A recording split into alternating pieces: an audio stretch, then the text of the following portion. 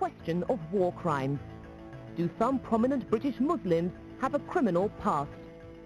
In tonight's dispatch, the results of a major 9-month investigation that leads from London and Birmingham back to the country where they were born and to the memory of a brutal and bloody war.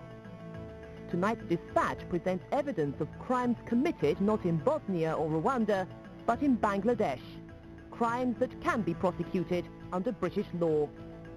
In this specially extended edition, the story of the Imam in Birmingham, the community leader in East London, and one of those who led the campaign against Salman Rushdie. The questions they must answer in the War Crimes File.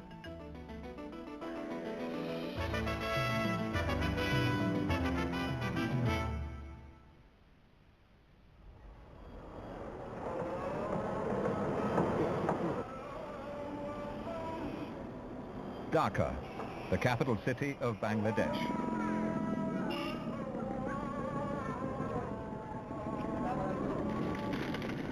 In December 1971, in the final days of the independence war against Pakistan, the city was gripped by terror. In a series of Gestapo-style raids, intellectuals were rounded up by paramilitary death squads. One victim was Dr. Muhammad Murtaza, an eminent physician. He was tied up, blindfolded, and dragged away. When he heard his daughter's cries, my husband looked towards us with his blindfolded eyes and raised his hands to say goodbye and got into the bus. Another stop was at the home of magazine editor Selina Parveen. She was torn from the arms of her 8-year-old son. Sirajuddin Hussain, a respected journalist, was also taken. His wife tried to protest. I came at them screaming. Then one of them yelled, "Shut up, shut up. If you cry, we will shoot you." Eventually, the bus arrived at Dolly Chowdhury's house, where her brother-in-law, a professor at Dhaka University, was in hiding. My servant opened the door. Immediately, they all rushed into the room.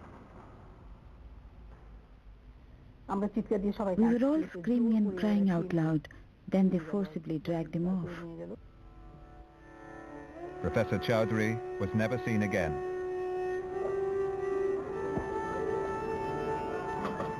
Two days later, hundreds of bodies were found dumped in a mass grave here on the outskirts of Dhaka. Among them were Dr. Murtaza and Selina Parveen. She had been horribly mutilated. Many of the corpses had been blindfolded, with their hands tied behind their backs. A young journalist expressed his outrage to the world's media. No constitutional movement, violence.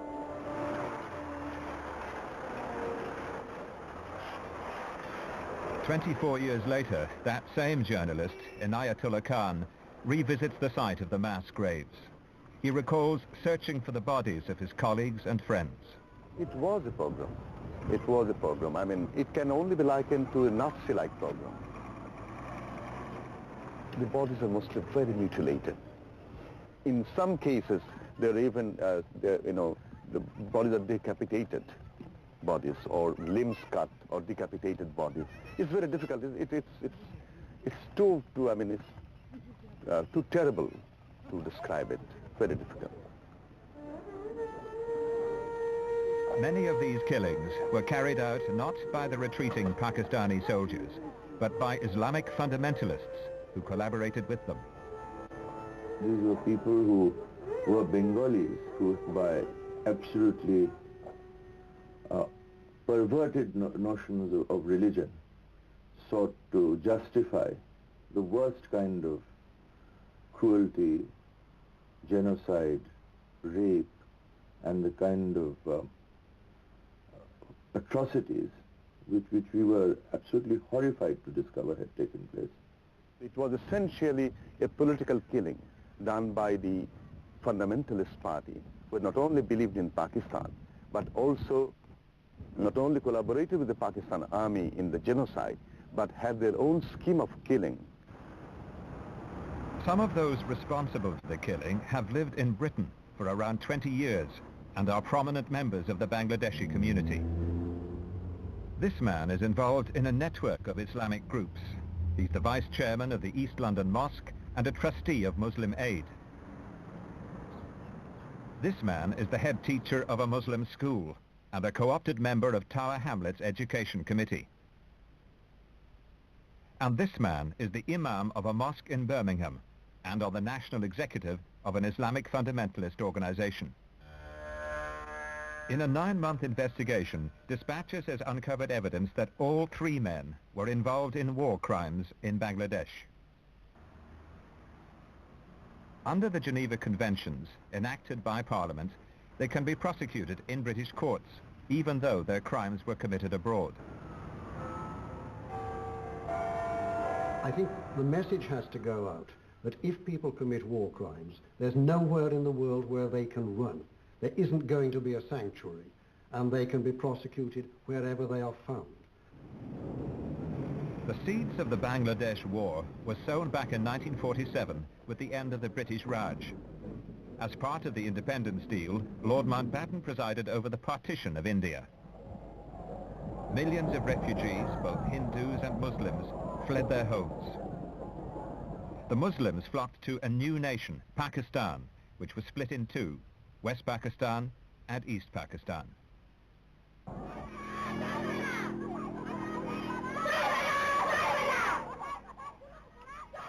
The division didn't work. Throughout the 1960s, a nationalist movement, the Awami League, gained popular support in the East.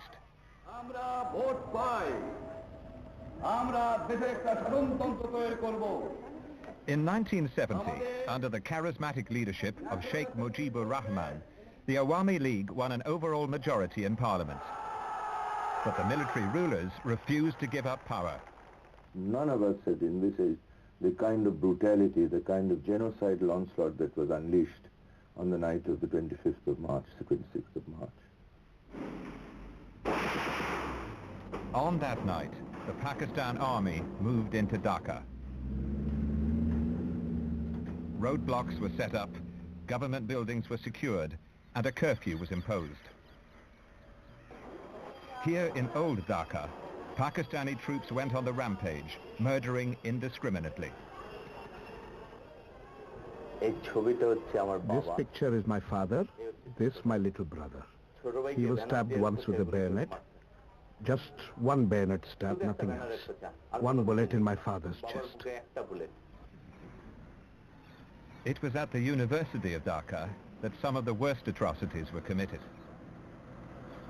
At the time, Meghna Guho was 13 years old. Her father, a professor of English, was murdered by Pakistani troops. This is where the bodies are right now. About 300 people were killed over 2 days of dreadful killing. And the bodies lie here right now.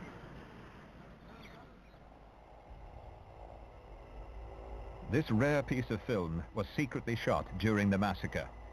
In the bottom right-hand corner, a group of Hindu students is herded towards a pile of corpses by Pakistani soldiers.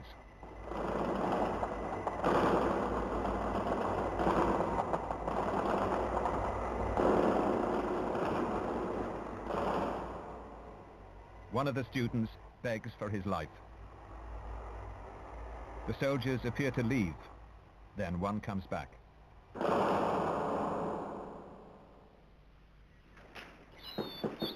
After the military crackdown, volunteers from all over the country formed a liberation army known as the Mukti Bahini. Trained and armed in part by the Indian government, it began an effective guerrilla campaign. But the Pakistani military soon found local Bengali allies. Fundamentalist parties began collaborating with them in the name of Islam. This man, Abu Saeed, was a notorious collaborator. Now a British citizen, he runs a Muslim school in the East End of London. It was in the Bangladeshi community in Whitechapel that Dispatches first heard allegations that Abu Saeed was in a paramilitary death squad, charges he denies. I challenge you, I challenge everybody for that to find out anything from any record whatsoever, whether here or in Bangladesh. Dispatches went to the far northeast of Bangladesh.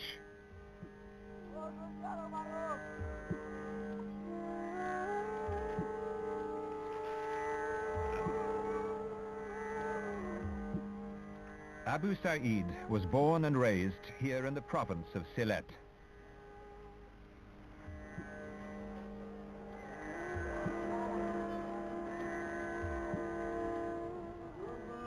He was educated in this traditional Islamic college.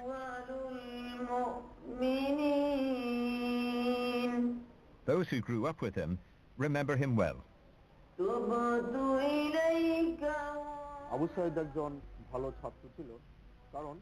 Abu Sa'id was a good student because he memorized the whole of the Holy Quran in just 21 days, 3 weeks. Only a very bright student could do such a massive task.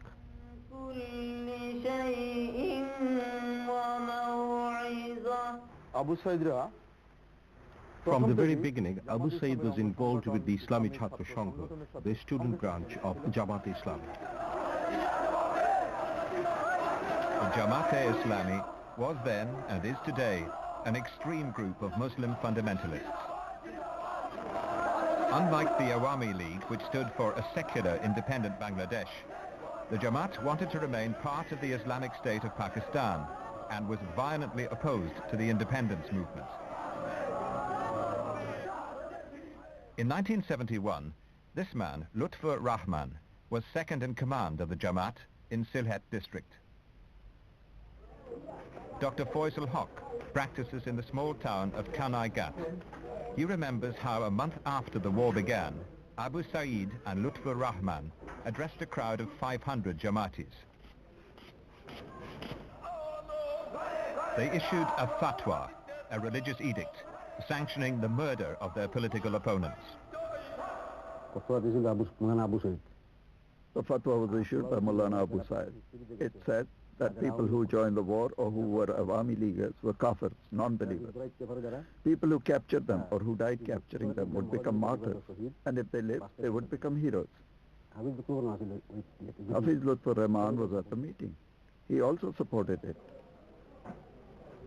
Dr. Haq heard about the fatwa from many different sources. Only one of the eyewitnesses was prepared to talk about it openly. I was going to Kanaigat Bazaar. On the right side of the road was the religious school, Mansuria Madrasa. They were having a meeting there. They were making speeches over the loudspeaker. I heard their announcements over the mic. I heard Abu Sa'id's name announced over the mic.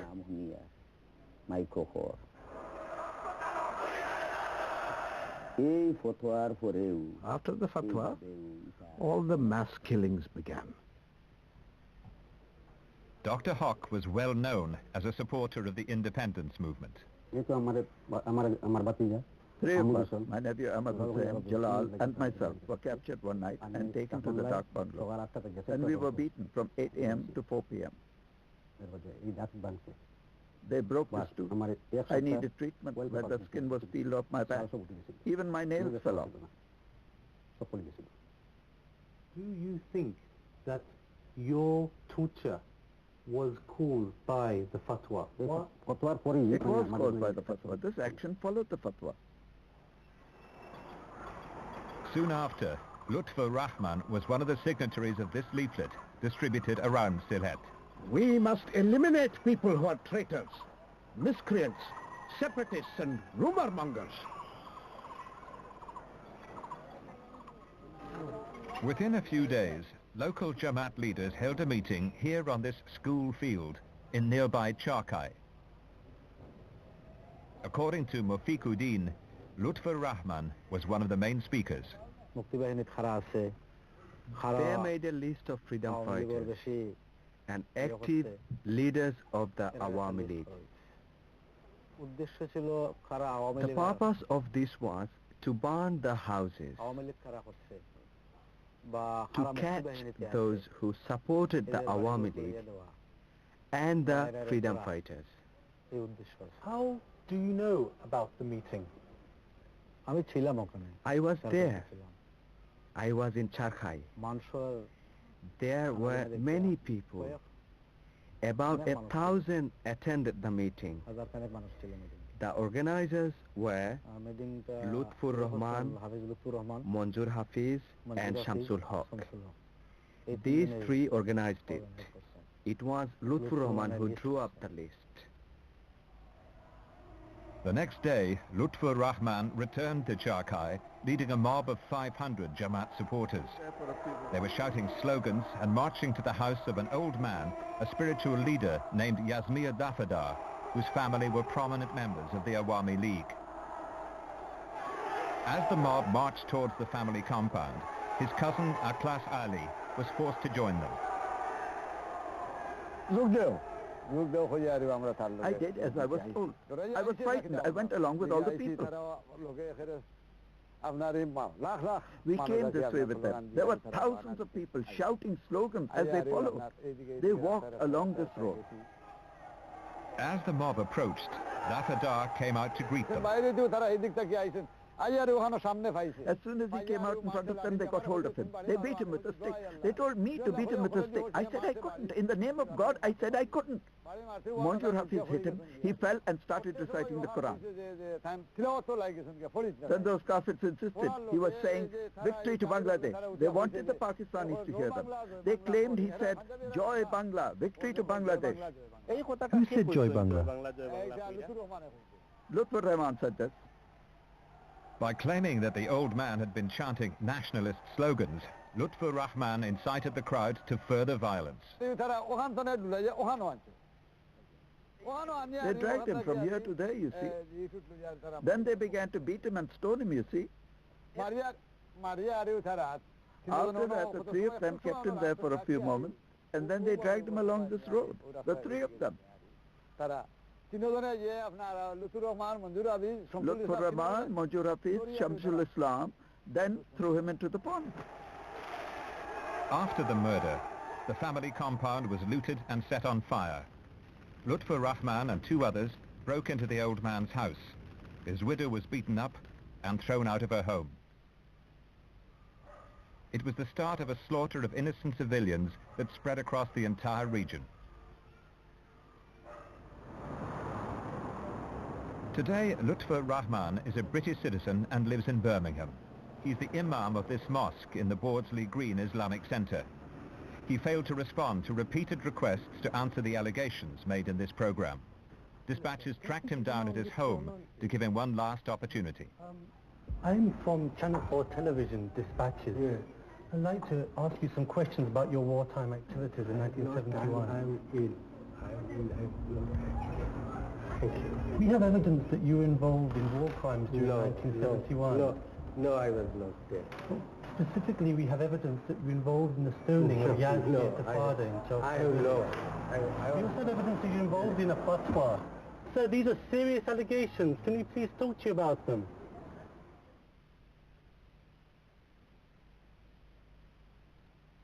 Areas with India that the Bangladesh Liberation Army, the Mukti Bahini, launched its military campaign. By May 1971, the Mukti Bahini were making their presence felt. If the Pakistanis were to win the guerrilla war, they would need more help from local collaborators. In July, the leadership of the Jamaat held a secret meeting here in Dhaka. Lutfur Rahman represented the Sylhet district. The meeting's purpose was to form a paramilitary death squad called the Al-Badr to help the Pakistani military. Pakistan had come about because of Islam, so this country had to be defended for Islam. So we will fight to the death as Mujahideen. We have to do this as an Islamic jihad. That is why we have taken the name Al-Badr. The jihad must be carried out through the Al-Badr. While in Sylhet, dispatches obtained evidence from a collaborator who has detailed inside information of the Jamaat leadership during the war. Fearing reprisals if he spoke out, he asked to remain anonymous. He says Abu Saeed was recruited as a senior commander of the Al-Badr in Sylhet. Abu Saeed was a bit of a vicious person, stubborn, a furious type. Officially, Farid Chaudhry was number one, and Abu Saeed was number two. But in practical terms, Abu Saeed was more effective. In execution, Abu Saeed was better. He was superior. Shabir Jalalabadi vividly recalls meeting Abu Saeed in Sylhet town. During the war, he was working underground for the independence movement. One day he was arrested and taken to the Al-Badr headquarters for questioning. After entering, Abu Saeed asked me the first question. He asked, "Where were you going?" He questioned me in a very aggressive manner. I said that I have a house here and I have come here to find out what condition it is in. He didn't really believe me. Perhaps it was because he didn't believe me, or perhaps it was to get me to confess that he hit me hard with all his force. Shabir was only 16 at the time, and he managed to convince Abu Saeed of his innocence. He gave me a warning. If I ever catch you supporting the liberation war or opposing Pakistan, I will kill you immediately, without hesitation. Abu Saeed maintains he remained in the Sylhet district throughout the war. But according to the anonymous witness, in August 1971, the Al-Badr sent Abu Saeed to Dhaka for training in both military and intelligence gathering techniques. He went to Dhaka and received advanced training. He could even operate a light machine gun and similar weapons. There was another training on how to make lists of those who were anti-Pakistan, those against Pakistan. Al-Badr training took place here at this government-run physical training center in Dhaka. During the war, it became notorious as a center for torture and killing.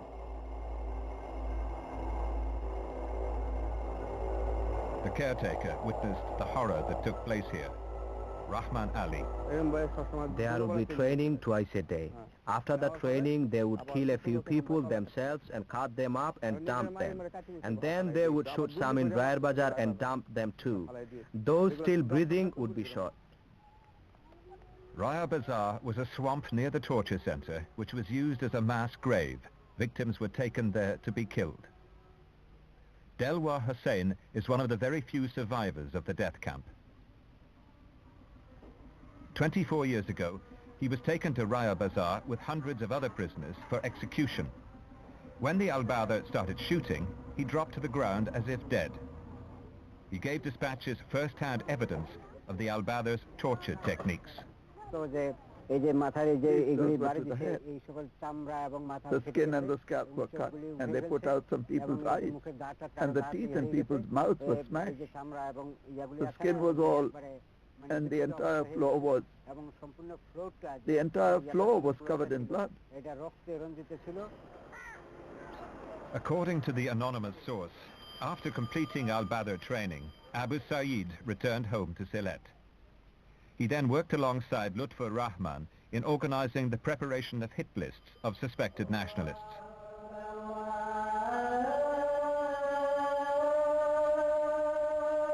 Their role in this was confirmed by a cleric who has first-hand knowledge of their activities during the war. He too fears reprisals from Islamic fundamentalists, so dispatches has concealed his identity and revoiced his evidence. Abu Saeed and Lutfur Rahman regularly held secret meetings with Jamaat leaders who had drawn up killing lists of so-called miscreants. They had the power to alter these lists. The names were then given to the Pakistan Army, who with the help of local collaborators would execute them. As well as organizing killing lists, the Jamaat and the Al-Badr were also involved in mass rape and abducting women for Pakistani soldiers. In September 1971, the Al-Badr and the Pakistan troops raided this tea plantation in Sylhet. The ones who were there, they were taken. Women were raped. They didn't spare anyone. Hindu, Muslim, tea plantation laborers, upper-class women, maids, whoever they came across, they tortured and raped. We even heard that they raped the women in front of their fathers. Saida Jibanessa worked with rape victims after the war. She discovered that the rapes were systematic and organized by the Jamaat and Al-Badr. The collaborators helped the Pakistanis. They took the sisters when they couldn't find the freedom fighters. They procured thousands of women and girls who were tortured, taken away and raped.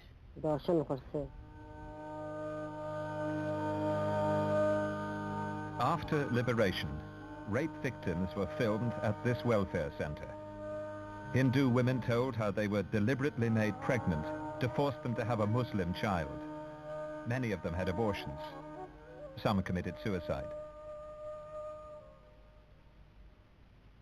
As the effective commander of the Al-Badr in Sylhet, Abu Saeed must have been aware that his men were involved in widespread rape and the preparation of killing lists. Abu Saeed? He declined several invitations to take part in this program, so dispatchers approached him in the street to put the allegations to him. You have evidence that you were involved in war crimes in 1971. What do you have to say about that? These are all news to me. We have evidence that you were a senior leader of the Al-Badr, a Gestapo-like organization. Under your leadership of the Al-Badr was involved in rape of women and the procuring of women for the Pakistan Army. No. And you were involved in preparing lists of your political opponents, which were then given to the Pakistan Army for their action. I challenge all this. You refute all these allegations? Yes, I refute all these too. All are baseless.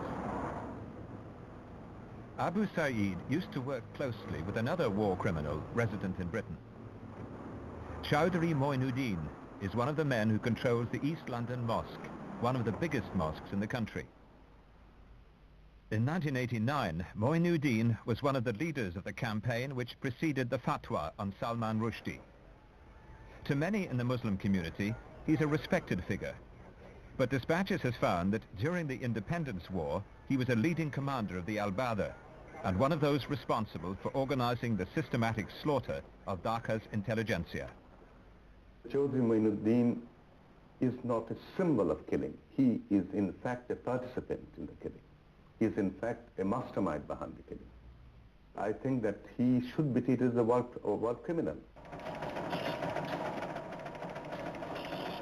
In 1971, Moinuddin worked here at the Purbadesh newspaper in Dhaka. His superior was Atikur Rahman. He recalls how Moinuddin's inside knowledge of the Al-Badr gave the paper an exclusive story which scooped its rivals. Chowdhury Moinuddin disclosed the news fast that a Bahini or a force has been established named Al-Badr. That was the disclosure made in Purbadesh only, throughout Pakistan. No newspaper in Pakistan could cover that, and that was his disclosure he made in Purbadesh. Moinuddin knew about the formation of the Al-Badr because he was in fact on its central committee. His journalist colleagues in Dhaka were still unaware of this, but back in his hometown in Feni, Moinuddin was already known as a man to avoid. Feni is a 3-hour drive southeast of Dhaka.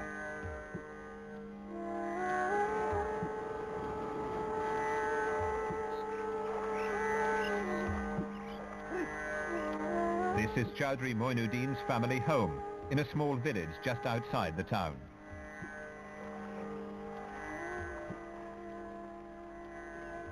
As in Sylhet, the Al-Badr in Feni was a paramilitary group of extreme fundamentalists who drew up hit lists for the Pakistani military.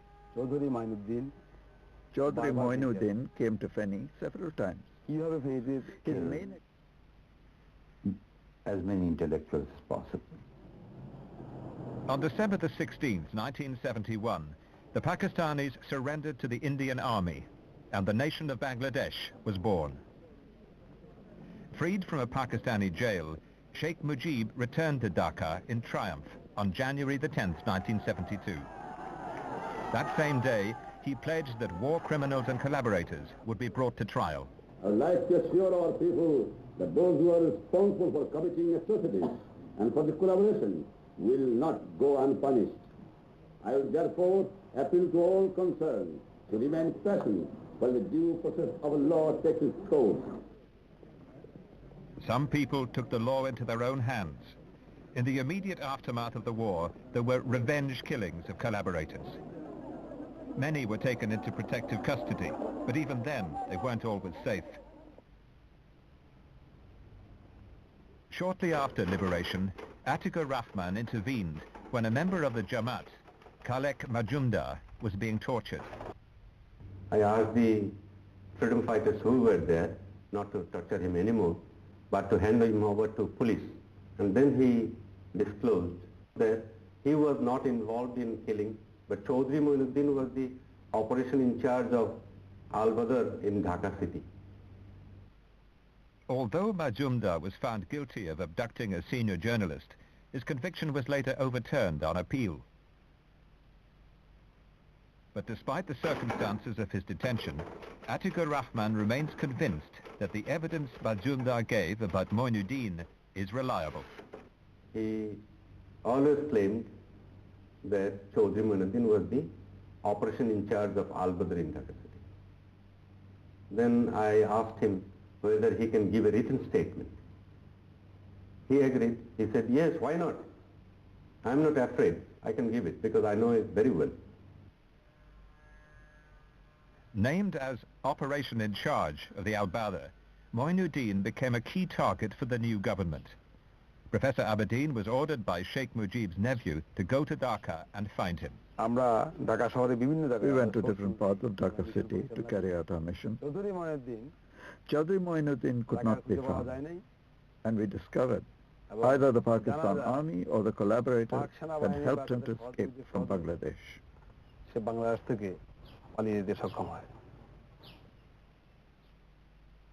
1973, Moinuddin was living in Britain. He made no attempt to hide his identity, and despite his past, the Home Office granted him British citizenship. He declined to be interviewed, but gave dispatches a written statement. I was never a member of the Al-Badr or involved otherwise in its activities. All the accusations being made against me are therefore utterly false and malicious, and either politically motivated or instigated otherwise. Moinuddin insists that he has never been charged with any offence. He claims that all war crimes committed in Bangladesh were thoroughly investigated by the authorities. But this is not true. Although Sheikh Mujib's government banned the Jamaat, it only prosecuted some war criminals before granting an amnesty to political collaborators. Following his assassination in 1975, the country was in effect under military rule for 15 years. The pursuit of war criminals was suppressed as an issue. In 1977, the Jamaat was legalized.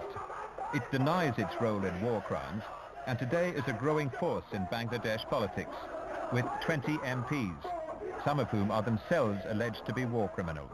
No justice has taken place. It's a tragedy of our times that the main political force behind that has come back and legitimized itself in the mainstream politics of this country. I don't think that's their success. I think that's our national failure. Because of the political situation in Bangladesh, it's unlikely that war criminals will be prosecuted there. But the families of the victims still want the murderers of their loved ones brought to justice. I can only demand their punishment since I was hurt. My husband, well, I lost him. I want punishment. This I want from my heart.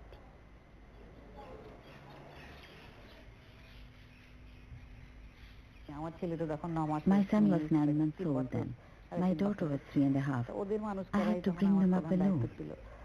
They have a great anger, an accusation in their mind, a sense of injustice. Why is there no trial? Can no one try this matter? The British government can. Under the 1957 Geneva Conventions Act, it could bring Bangladeshi war criminals resident in Britain to trial. It seems to me that the whole purpose of passing the Act of 1957, the Geneva Conventions Act, was precisely so that people against whom allegations of this kind are made, who are found to be in this country, can be investigated. If that doesn't happen, then it seems to me it would be a waste of time passing the Act. There is such a law in Britain which allows the government to arrest, prosecute and try someone involved in war crimes. I would like the British government to go ahead with that procedure. War criminals, people who commit these grave crimes and crimes against humanity, no matter where they are, should be prosecuted. And I believe, in fact, now there is British legislation recognizing this obligation to proceed against such criminals wherever they may be found. And I hope that they would discharge this obligation. In Scotland Yard, there's a special unit investigating alleged Nazi war criminals living in Britain. Similar investigations could be mounted against Lutfur Rahman, Chowdhury Moinuddin and Abu Saeed. I would like to see the evidence gathered together, the investigation completed, and the results put before the prosecuting authorities so that they can decide whether there is sufficient evidence in each particular case. There are some kinds of offences which are so horrifying that anywhere in the world, and whoever commits them, we can't wash our hands of them and pretend it doesn't concern us. Dispatches has passed the details of this investigation to the Attorney General's Office, the All-Party Committee on War Crimes, the Home. During the war, Professor Abedin was a commander of the Bangladesh Liberation Forces. Part of his duties involved gathering intelligence about al-Badr atrocities.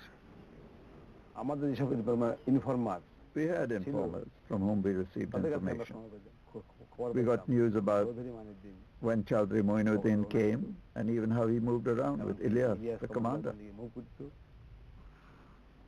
Another former independence fighter, Gasuddin Nanu, confirms that Moinuddin was the most wanted man in Feni.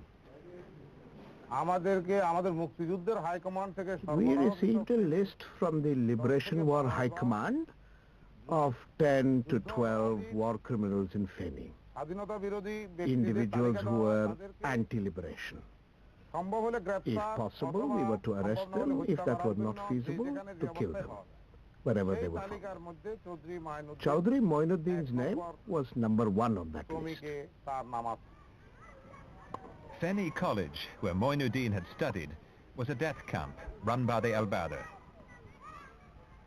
Immediately after liberation, Professor Abedin went to the camp to see if there were any survivors. In the college grounds and the fields, you could see many people's hair, their heads, their hands. The bodies of countless people had been buried there, just killed.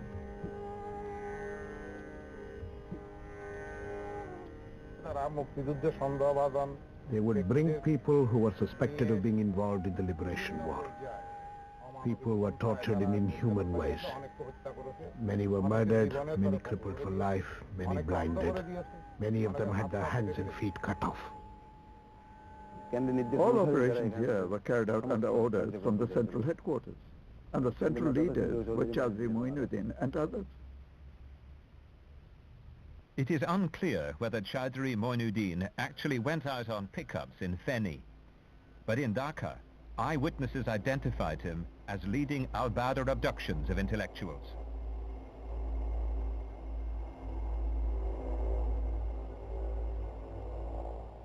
Third, 1971, was the beginning of the end for the Pakistanis. Divisions of the Indian Army rolled into the country in support of the Bangladesh Liberation Forces. But the scenes of jubilation at the liberation of Dhaka were short-lived. Almost immediately, the scale of the slaughter became clear.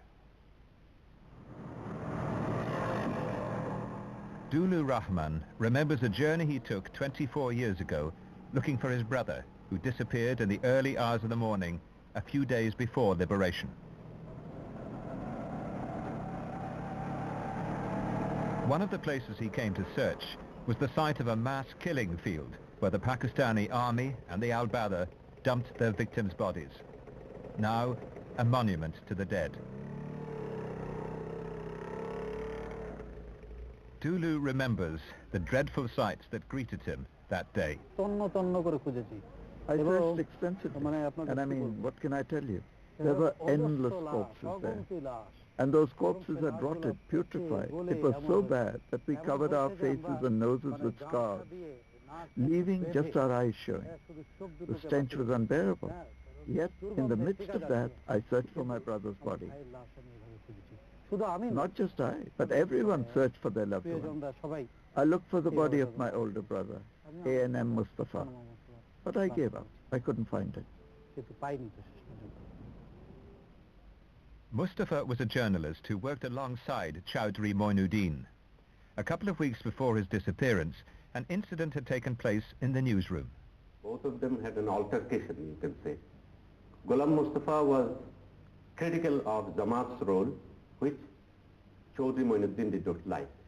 That's why he started abusing Ghulam Mustafa, and finally he threatened with the dire consequences. In the early hours of the morning on December the 11th, Ghulam Mustafa was taken from his house by a group of armed Al-Badr. The next morning, his brother went to the newspaper office to ask for help. I told them that my older brother had been taken away. They were completely stunned. I noticed there was an uneasy atmosphere, and immediately Chowdhury Moinuddin was sent for. Chowdhury Moinuddin arrived and he was told, look, they've taken Mustafa away. Please try to find out anything about where he is.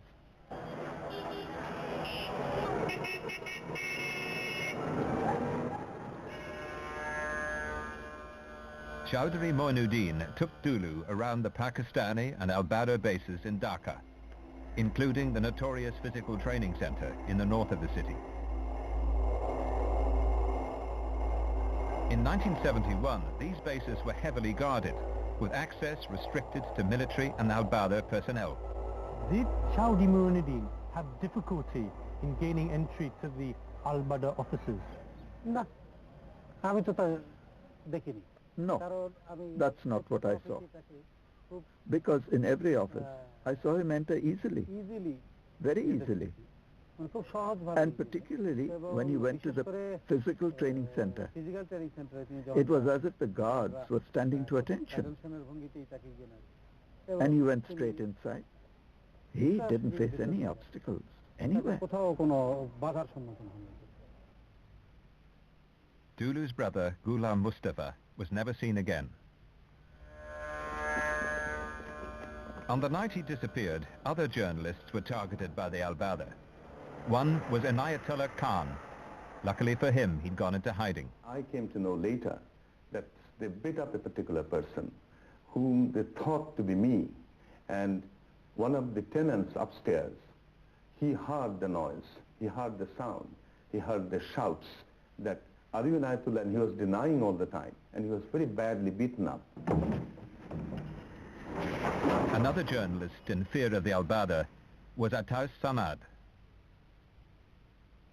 In Bangladesh, the Attorney General of the country has opposed... Ataus Samad has recently retired as the BBC correspondent in Dhaka. He too had gone into hiding to avoid arrest. And that night, he was staying next door to a fellow journalist, Najmul Haq. Thank you, London.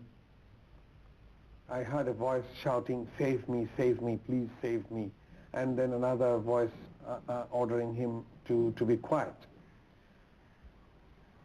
I thought it was Najmul's voice, but I wasn't still very sure. I was perhaps trying to delude myself thinking that it is not Najmul. Najmul Haq was never seen again. He was married with young children. On the same night, the Al-Badr had also tried to take Ataus Samad. Mushtaq, a tenant in his house, was interrogated. I opened the door and saw uniforms.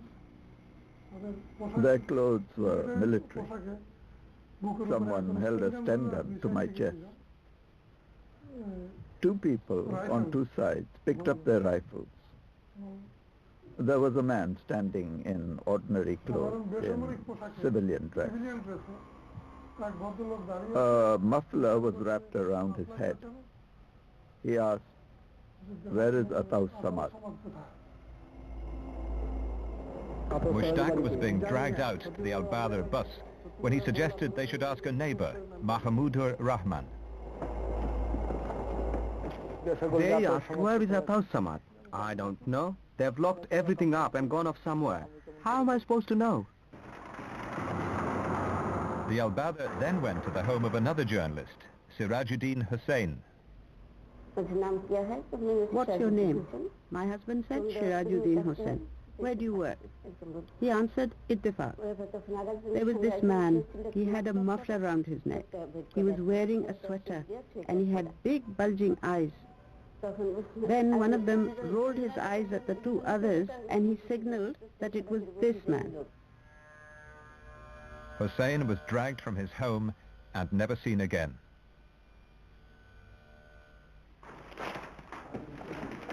Atikur Rahman was another journalist targeted by the Al-Badr. Some days before his newspaper colleagues disappeared, Moinuddin had asked for his address. He asked the number of my residence. Immediately it cropped in my mind I should not give him the actual number of my residence, because of that fear that he has already become involved in Al-Badr politics.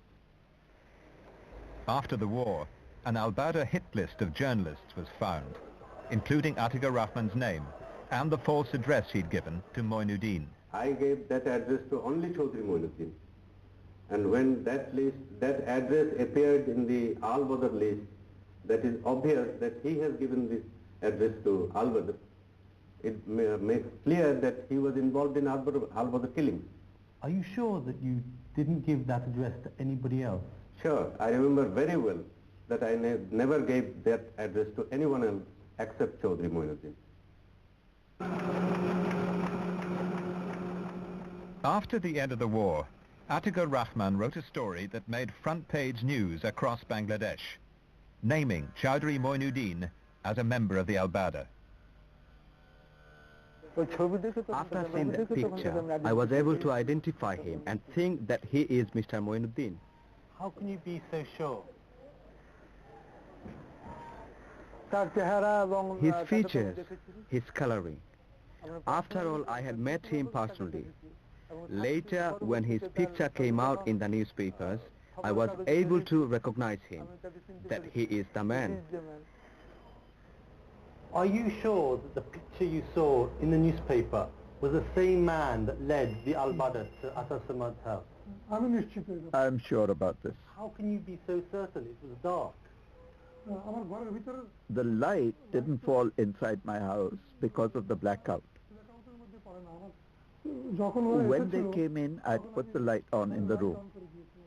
So when I was talking to him, we were in the light. I could recognize him clearly. So you saw this man's face very clearly? Very clearly. Other eyewitnesses had seen Moinuddin when the Al-Badr abducted intellectuals.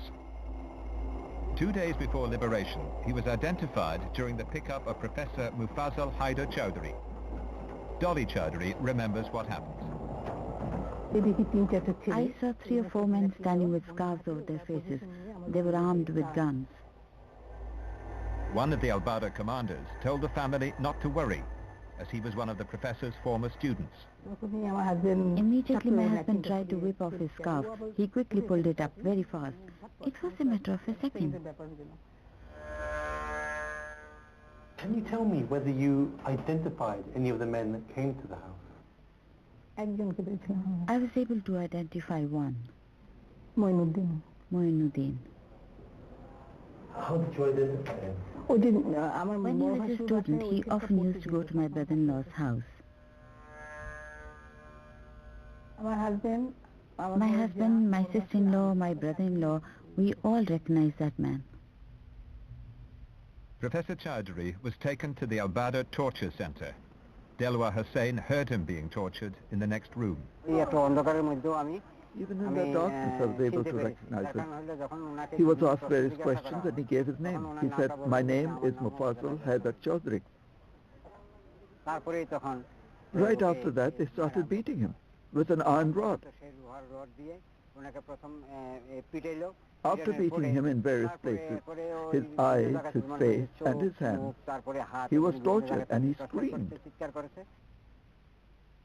The professor was one of hundreds of intellectuals murdered by the Al-Badr in the dying days of the war.